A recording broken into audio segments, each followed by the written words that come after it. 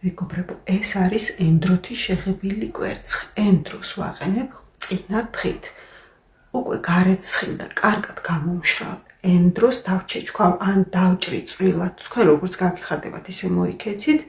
შემდეგ ბლომად ხახვის ფოჩებს გარეცხილს მოვათავსებ ქვაბში, დავაყრე ზემოდან ენდროს, დავასხამ 4 ან 5 ლიტრ წყალს, შემოვდგამ გასკურაზე და ვადუღებ 9 საათით. საკმარისი არის და გავაჩერებ მეორე დღემდე.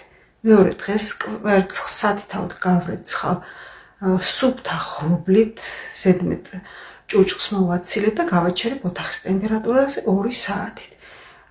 ამის შემდეგ ნაყენში ჩავყრი 1 სუფრის kovs მარის აურებ კარგად, მოვათავსებ სათითაოდ ფრთხილად კვერცხებს, თუ დააკლდა წყალი ზემოდან ოდნავ შევავსებ, შემოვდგამ გასკურაზე და ყველაზე დაბალ ალზე დავდგამ და ადუღებიდან 15 წუთი სრულიად საკმარისი არის. გადმოვდგამ, შემდეგ გულიდან ამოვალაგებ სათითაოდ კვერცხებს და მოვათავსებ ცივ წყალში.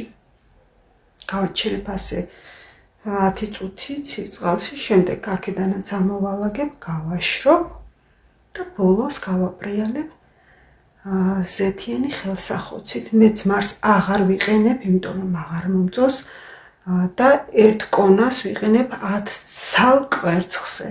ბედნიერი აღდგომა ყველას. მრავალს დაესწარი.